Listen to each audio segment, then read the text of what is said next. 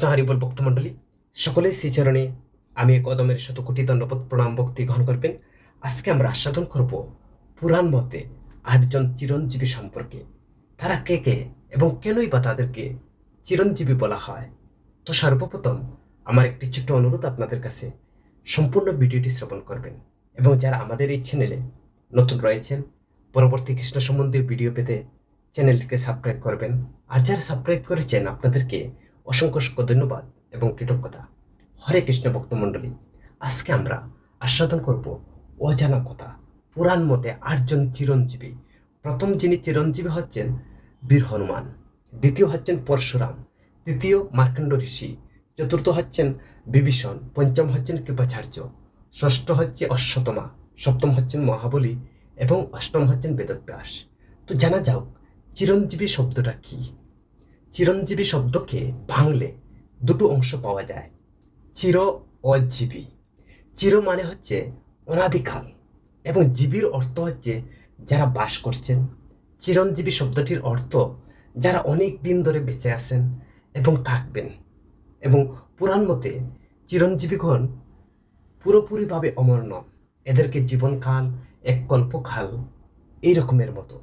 তো সৃষ্টির দেবতা ব্রহ্মা জগৎ সৃষ্টি করলেন, অনেক দিন পর্যন্ত জগতের উৎকর্ষ অপকর্ষ সাধিত হয়। তারপর প্রলয় এসে সব ধ্বংস করে দেয়। তখন আবার নতুন করে সৃষ্টির কাজে হাত দেন ব্রহ্মা। মহাবিশ্বের এক শুরুর থেকে শেষ পর্যন্ত কালকে এক কল্পকাল ধরা হয়। পুরাণ মতে যে 8জন চিরঞ্জীবীর কথা বলা হয়েছে, একমাত্র দৈত্যরাজ বলি ব্যতীত বাকিদের আয়ু কল্পকাল অবধি। এখানে বিশেষভাবে উল্লেখযোগ্য যে অশ্বত্থামা, বলি মহারাজ, ব্যাসদেব, বীর হনুমান, বিভীষণ, কৃপাচার্য, পরশুরাম, এই 7জনের নিত্য চিরজীবন বা তারা নিত্য চিরঞ্জীবী। এবং মার্কণ্ড ঋষিবের বরে তিনিও চিরঞ্জীবী হয়েছেন।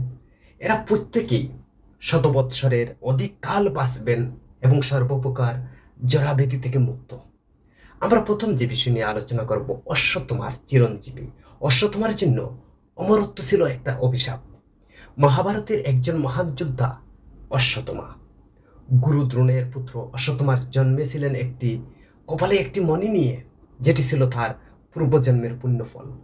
অশ্বত্থামা দুর্যোধনের পরম বন্ধু ছিলেন। মহাভারতের যুদ্ধে তিনি তার কৌরবদের হয়ে যুদ্ধে অবতীর্ণ হন। যুদ্ধে কৌরবরা পরাজিত ও নিহত হয়। অশ্বত্থামার জন্য অমরত্ব ছিল একটি অভিশাপ। দুর্যোধনের উরু ভঙ্গ হয়, ভীম গদা দিয়ে তার উরু ভেঙে দেন। পরাজিত দুর্যোধনের কাছে অশ্বত্থামার প্রতিজ্ঞা করেন, পাণ্ডবদের শেষ বংশধরকেও যে কোনো প্রকারে মেরে ফেলব। তো পাণ্ডব পুত্রদের হত্যা করার পরে তিনি তৃতীয় পাণ্ডব অর্জুনের পুত্র অভিমন্যুর গর্ভবতী স্ত্রীর উত্তরার গর্ভের সন্তানকে হত্যা করতে তার গর্ভে ব্রহ্মাস্ত্র নিক্ষেপ করেন। এমন দুষ্কর্মের জন্য পরমেশ্বর ভগবান শ্রীকৃষ্ণ তিনি সুদর্শন চক্র দিয়ে তার কপালের মণি কেটে নেন এবং তাকে মহাপ্রলয়ের আগ পর্যন্ত নিকৃষ্ট জীবনের অভিশাপ দেন। চিরঞ্জীবীদের মধ্যে একমাত্র অশ্বত্থামাই হচ্ছেন অভিশাপগ্রস্ত হয়ে তিনি অমরত্ব লাভ করেন। দ্বিতীয় হচ্ছেন দৈত্যরাজ বলি। দৈত্যরাজ বলি মহাপ্রলয়ের পরেও জীবিত থাকবেন। দৈত্যরাজ বলি তিনি হচ্ছেন হিরণ্যকশিপুর পুত্র।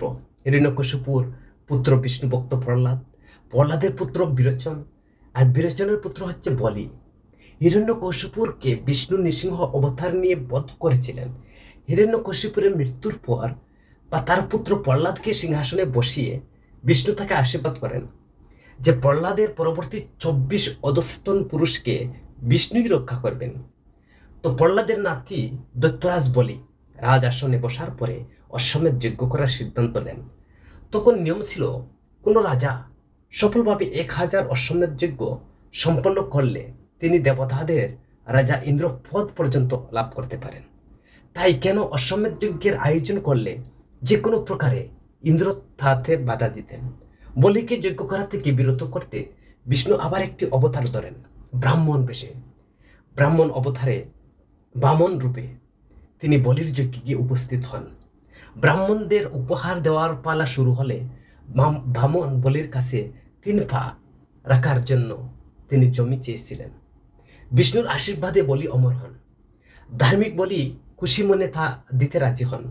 তারপর বামন বিশাল আকার ধারণ করে এক পা স্বর্গে এক পা পৃথিবীতে রেখে বলির কাছে তৃতীয় পা রাখার জায়গা চাইলেন। বলি নিজে মাথা পেতে দেন। বলির একাগ্রতা ভক্তি বিষ্ণু সন্তুষ্ট হয়ে বলিকে পাতালে রাজত্ব দেন। পাতাল থেকে বছরে একদিন পৃথিবীতে এসে নিজের প্রজাদের অবস্থা সচক্ষে দেখার বরও দেন। সবশেষে বলিকে অমরত্ব দান করে ভগবান বিষ্ণু এবং এই কল্পের পরের কল্পে দেবতাদের রাজা ইন্দ্রর পদে তাকে অধিষ্ঠিত করার প্রতিশ্রুতি দেন। দক্ষিণ ভারতে কেরালায় বলির পৃথিবীতে আগমনের দিনটিতে অনাম নামে উৎসব পালন করা হয়। তাকে অনাম বলে। সেই দিন কেরালাবাসী অত্যন্ত উৎসাহের সহিত তারা অনাম ওই উৎসবটি পালন করেন। তৃতীয় হচ্ছেন বেদব্যাস। বেদব্যাসের অমরত্ব। মহর্ষি বেদব্যাসের পুরো নাম কৃষ্ণদ্বৈপায়ন বেদব্যাস। তিনি বেদকে 4 ভাগে ভাগ করেছিলেন বলে এর নাম হয় বেদব্যাস। উনি মহাভারতের শ্রীমদ্ ভগবদ্ গীতার রচয়িতা। মহর্ষি পরাশর বেদব্যাসের পিতা এবং রামের কুলগুরু বশিষ্ঠ মুনির পিতামহ। তো বেদব্যাসের মা সত্যবতী, যাকে হস্তিনাপুরের রাজা শান্তনু বিয়ে করেছিলেন। আর বেদব্যাস পুরো ভারত বংশীয়দের কাহিনী, কুরুক্ষেত্রের যুদ্ধের কাহিনী মহাভারতের বর্ণিত করেন। গণেশ ব্যাসদেবের মুখ থেকে শুনে তিনি মহাভারত লিখেছিলেন। গণেশ তিনি রাইটার ছিলেন। পরে তাকে আশীর্বাদ দিয়েছিলেন। কথিত তিনি গণেশকে দিয়ে মহাভারত লিখিয়েছিলেন। গণেশ সন্তুষ্ট হয়ে তাকে দীর্ঘায়ু বর দেন। মহর্ষি ব্যাস বুদ্ধি ও জ্ঞানের প্রতীক। ভগবান বিষ্ণু তাকে চিরঞ্জীবীদের বর দিয়েছিলেন। চতুর্থ হচ্ছেন পবনপুত্র বীর হনুমান। পবনপুত্র হনুমানের অমরত্ব প্রাপ্তি। হনুমানকে বলা হয় শিবের অবতার। বানররাজ কেশরী ঔরসে রানী অঞ্জনার গর্ভে হনুমানের জন্মগ্রহণ করেছিলেন। হনুমানের জন্মের বায়ুদেবতার ভূমিকা থাকায় বায়ুদেবতার বিশেষ আশীর্বাদ পুষ্ট হয়, তাকে পবনপুত্র বলা হয়। হনুমান জগতে রাম ভক্ত হিসাবে বিখ্যাত। লঙ্কা থেকে সীতার খোঁজ নিয়ে আসা, লেজে আগুন নিয়ে পুরো লঙ্কাকে জ্বালিয়ে দেওয়া, লক্ষণের জন্য তিনি জড়িবুটি নিয়ে আসা, পাতালে রাবণের ভাই রাবণের বন্দিত্ব থেকে রাম লক্ষণকে উদ্ধার করা ছাড়া পুরাণে রামায়ণে হনুমানের অনেক ভূমিকার কথা বর্ণনা করা হয়েছে। হনুমান যে ব্রহ্মচারী, অর্থাৎ সংসার ধর্ম পালন করেননি তিনি। হনুমান তার চাঞ্চল্য ও গতির জন্য তিনি প্রসিদ্ধ। মহাভারতের একবার হনুমানের উপস্থিতি দেখা যায়। ভীমকে যুদ্ধ কলা শেখানোর উদ্দেশ্যে তিনি হাজির হয়েছিলেন। ত্রেতা যুগে জন্মানো হনুমান একাগ্রভাবে রাম ভক্তির কারণে রাম সীতা কর্তৃক অমর হওয়ার বরপ্রাপ্ত হন। যেখানে রাম নাম করা হবে বা রাম ভক্তি প্রকটিত হবে, হনুমান সেখানে গিয়ে বাস করেন। পঞ্চম হচ্ছেন বিভীষণ। বিভীষণ রামের ভরে অমরত্ব পেয়েছিলেন। বাংলায় তথ্য আধুনিক ভারতীয় সাহিত্যে বিভীষণকে বিশ্বাসঘাতক বলে উল্লেখ করা হয়, কিন্তু রামায়ণে বিভীষণকে একজন ধার্মিক রাজা হিসাবে উল্লেখ করা হয়েছে। বিভীষণ রাম শিবিরে যোগ না দিয়ে রাবণকে হারানোর যে খুব কঠিন হতো কিন্তু রামের পক্ষে, কিন্তু রাবণকে বধ করার পরে শ্রীরাম বিভীষণকে লঙ্কার রাজা ঘোষিত করেন। রাজা হয়ে বিভীষণ লঙ্কার প্রজাদের মাঝে তিনি ধর্ম প্রচারে তিনি ব্রতী হন। অসুর প্রবৃত্তি থেকে সরিয়ে ধর্মে মতি করেন লঙ্কান রাক্ষসদের।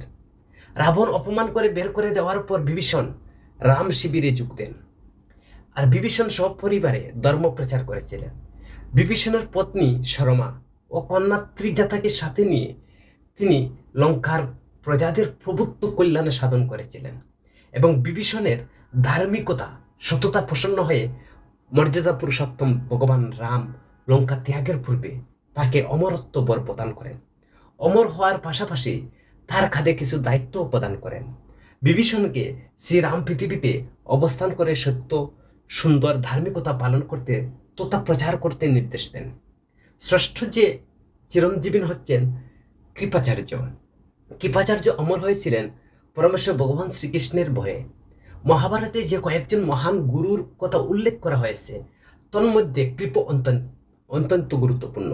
তিনি গুরু দ্রোণাচার্যের শ্যালক, অশ্বত্থামার মামা। কৃপ অর্থ তীরের ডোকা। মহাভারতের কৃপের জন্মের ব্যাপারে বলা হয়েছে কৃপ ও তার বোন কৃপির জন্ম হয়েছিল তীরের ডোকা থেকে। পরিণত বয়সে কৃপের সাথে দ্রোণের বিয়ে।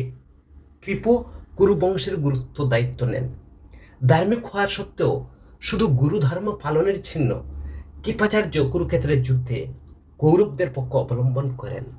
কৃপাচার্য ছিলেন অশ্বত্থামার মামা। তো যুদ্ধ শেষে কৌরবপক্ষীয় যে 3 জন মহারথী বেঁচে থাকলেন, কিন্তু তাদের মধ্যে এই কৃপাচার্য তিনি একজন। বাকি 2 জন হলেন কৃতবর্মা, অশ্বত্থামা। কুরুক্ষেত্রের যুদ্ধের পরে কৌরব পক্ষে যারা অবস্থান করেছিলেন তারা 3 জন পরবর্তী সময় জীবিত ছিলেন। প্রথম জন হচ্ছেন কৃপাচার্য, কৃতবর্মা, অশ্বত্থামা। তো পরমেশ্বর ভগবান শ্রীকৃষ্ণ পরীক্ষিতকে বাঁচানোর পরে কৃপের হাতে তার বিদ্যা শিক্ষার পাঠ দেন। তো কৃপ পরীক্ষিতকে শিক্ষিত করে তোলেন। দ্বারকার অন্ত হওয়ার পূর্বে পরমেশ্বর ভগবান শ্রীকৃষ্ণ কৃপাচার্যকে অমরত্ব লাভের আশীর্বাদ দিয়ে বললেন, শুধু দাপর যুগে নয়, কলির যুগেও আপনাকে গুরুধর্ম পালন করতে হবে। কল্কি অবতারকে সুশিক্ষা শিক্ষিত করার দায়িত্ব হচ্ছে আপনার। সেই কৃপা জন্য পরমেশ্বর ভগবান শ্রীকৃষ্ণ আশীর্বাদ করেন। সপ্তম হচ্ছেন পরশুরাম। পরশুরামের চিরঞ্জীবিতা। পরশুরামকে বলা হয় বিষ্ণুর 6ষ্ঠ অবতার। পরশুরাম, রাম, কৃষ্ণ এই অবতারগুলো বলা হয় ভগবানের আবেশ অবতার। কুর্ম বা নৃসিংহের মতো অবতারগুলোতে বিষ্ণু সরাসরি কোনো প্রাণী বা সত্তার রূপ ধারণ করে অবতারিত হয়েছেন, কিন্তু আবেশ অবতারগুলোতে বিষ্ণু মানুষের দেহে পরমাত্মা হিসাবে আত্মপ্রকাশ করেছেন। পুরাণ অনুযায়ী মানুষ রূপে ভগবান অবতারিত হলে তাকে বলা হয় আবেশ অবতার। তো পরশুরাম ঋষি যমদগ্নির ঔরসে মা রেণুকার গর্ভে জন্মগ্রহণ করেছিলেন। তিনি জন্মগতভাবে ব্রাহ্মণ হলেও প্রবৃত্তি ছিল ক্ষত্রিয়ের, এই জন্য তাকে বলা হয় ব্রাহ্মক্ষত্রিয়। শিবের দেওয়া পরশুরাম তীর ব্যবহার করে পরশুরাম 21 বার পৃথিবী নিক্ষত্রিয় করেন। পরশুরামের শিবের কাছে শিক্ষা লাভ করেন, আর শিব সন্তুষ্ট হয়ে তাকে একটি কুড়াল বা পরশু উপহার দিয়েছিলেন বলে তার নাম রাম থেকে পরশুরাম হয়। ক্ষত্রিয় রাজা কার্তবীর্যা অর্জুনের অন্যায়ভাবে তার বাবা যমদগ্নিকে হত্যা করে। তাদের গরু কামধেনুকে চুরি করে নিয়ে গেলে পরশুরাম কুটিরে এসে দেখেন যে তার মা বুক চাটছেন, আহাজারি করছেন। 21 বার বুক চাপড়ানোর জন্য পরশুরাম পৃথিবীকে 21 বার নিক্ষত্রিয় করেছিলেন। অন্যায়কারী ও আততায়ী ক্ষত্রিয়দের তিনি বধ করেন। তিনি অমরত্ব লাভ করেছেন কলির যুগের শেষে কল্কিকে যুদ্ধকলার পারদর্শী করার জন্য। পরশুরাম হবেন কল্কির প্রধান গুরু। অষ্টম যে চিরঞ্জীবী হচ্ছেন ভালক ঋষি মার্কণ্ডেয়। ভালক ঋষি মার্কণ্ডেয় অন্যান্য চিরঞ্জীবীগণের চেয়ে মার্কণ্ডেয় ঋষির গল্পটি একটু আলাদা। মার্কণ্ডেয়ের পিতা নাম হচ্ছে মিখান্ডু এবং মাতার নাম হচ্ছে মারুদমথী। তো মিখান্ডুর সন্তান তাই মার্কণ্ডেয় বলা হয়। তো মার্কণ্ডেয় ছিলেন ভৃগু বংশজাত। তিনি একাধারে শিব বিষ্ণুর পরম ভক্ত ছিলেন, যা সচরাচর দেখা যায় না পুরাণে। মিখান্ডু ঋষির পত্নী নিয়ে পুত্র লাভের বাঞ্ছা একবার শিবের তপস্যা শুরু করেন, আর শিব এসে তাদের 2টো বরের ভিতরে একটি পছন্দ করে বলেন। প্রথমটি হলো সন্তান হবে বিচক্ষণ ও মহাধার্মিক, কিন্তু আয়ু হবে একদম কম। দ্বিতীয়টি হলো সন্তান হবে স্থূল বুদ্ধি, হবে দীর্ঘায়ু। মিখান্ডু তার পত্নী প্রথমটি বেছে নেন। যথাসময়ে তার সন্তান ভূমিষ্ঠ হয় শিবের দ্বারা। মার্কণ্ডেয় অমরত্ব প্রাপ্ত হন। সন্তানের আয়ু হবে পূর্ব নির্ধারিত 16 বছরের মতো। এটি জানার পরে মার্কণ্ডেয় ঋষি শিবের তপস্যা শুরু করেন। বালক ঋষি তপস্যা এত লীন হতেন যে শিবলিঙ্গ জড়িয়ে ধরে জপ করতে করতে ঘুমিয়ে পড়তেন। মার্কণ্ডেয় ঋষির মৃত্যুর সময় বা হলে যমদূত এসে তার সামনে হাজির হয়, কিন্তু তার যে তাপের প্রভাবে যমদূতেরা তার ধারে কাছে ঘেঁষতে পারে না। শেষ স্বয়ং যমরাজ মহিষে চড়ে সেই স্থানে হাজির হন। তিনি তার ধর্মপাশ যে কোনো কারণের উপর পড়লে মৃত্যু অবধারিত, তা মার্কণ্ডেয়ের উপর ফেলতে গিয়ে তিনি ভুলক্রমে শিবলিঙ্গের উপর ফেলে দিলেন, আর শিব এতে প্রচণ্ড ক্ষেপে যান। ভক্তকে রক্ষা করার জন্য স্বয়ং শিব এসে হাজির হন। যমের দিকে ত্রিশূল উঁচিয়ে ধরলেন। যম ভয় পেয়ে যান। মার্কণ্ডেয় ঋষি দীর্ঘায়ু বর দিয়ে তাড়াতাড়ি স্থান ত্যাগ করেন যমরাজ। মহাদেবও মার্কণ্ডেয় আশীর্বাদ করেন। মার্কণ্ডেয়ের নামে একটি পুরাণ রচিত হয়েছে। প্রচলিত আছে মার্কণ্ডেয় পুরাণ নামে। আমরা যে 8জন চিরঞ্জীবীর বিভিন্ন যুগের বিভিন্ন বরের কথা অমরত্ব লাভ করলেন একটি জায়গায়, তারা এক কিন্তু প্রত্যেকে কল্কি অবতারের সাথে সংযুক্ত। পুরাণে বলছেন এরা সবাই কল্কিকে শিক্ষিত, সংগঠিত, শক্তিমান করতে ভূমিকা পালন করবে।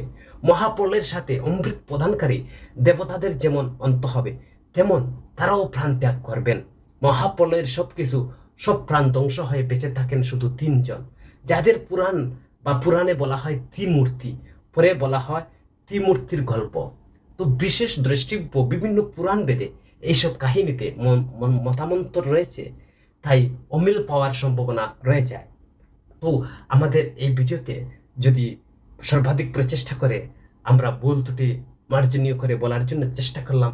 হরে কৃষ্ণ ভক্তমণ্ডলী, যদি ভিডিওটি ভালো লাগে আপনার পরিচিত 4-5 জন বন্ধু বান্ধবের কাছে সেই ভিডিওটি শেয়ার করবেন এবং এই রকম অজানা তথ্য পেতে চ্যানেলটিকে সাবস্ক্রাইব করবেন। হরে কৃষ্ণ ভক্তমণ্ডলী।